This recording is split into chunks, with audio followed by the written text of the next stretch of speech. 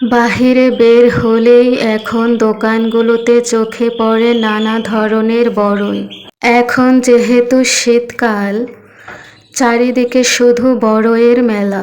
কত ধরনের যে বড়ই আছে, দেশি বড়ই তো রয়েছেই, তার সাথে হাইব্রিড জাতের কত ধরনের যে বড়ই। তবে যত ধরনের বড়ই থাকুক না কেন, দেশি বড়ইয়ের সাথে কোনোটার তুলনা হবে না। দেশি বড়ইয়ের স্বাদ আর গন্ধ, আর এর সাথে বাঙালির শৈশবে জড়িয়ে থাকা বিভিন্ন স্মৃতি একে অন্যান্য বড়ইয়ের থেকে আলাদা করেছে।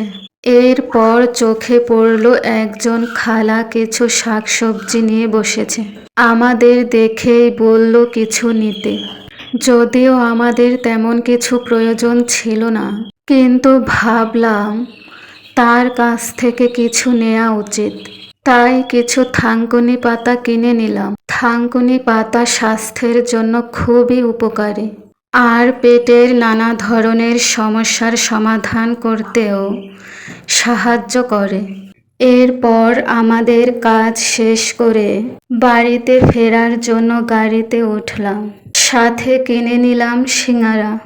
এই সিঙ্গারাটা যে দোকান থেকে নিয়েছি, দিদির কাজের জন্য ওই দিকে যাওয়া হলে ওই দোকান থেকে এই সিঙ্গারা খাওয়া হয়।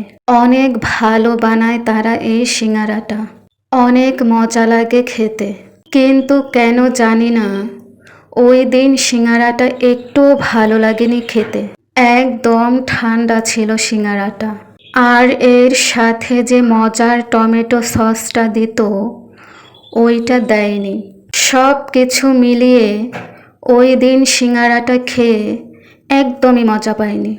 এদিকে আবার একটা ভাই তার কাছ থেকে কিছু কেনার জন্য বলছিল, এবং সে বলার সাথে সাথে কিছু জিনিস ছিঁড়েও ফেলেছিল আমাদের দেওয়ার জন্য। তাই দিদিকে বললাম ওগুলো কিনে নিতে।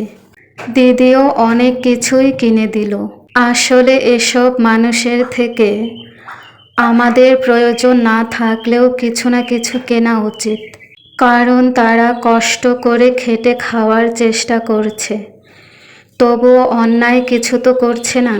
তাই আমাদেরও সবার উচিত তাদের পাশে দাঁড়ানো।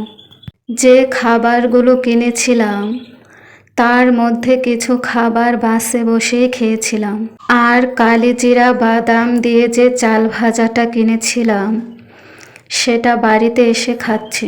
কি যে মজার ছিল এই চাল ভাজাটা খেতে। আগে জানলে আরও কয়েকটা কিনে নিয়ে আসতাম। এই তো, দিদির সাথে বাহিরে কোথাও গেলে এভাবেই সারাটা দিন মজায় কেটে যায়।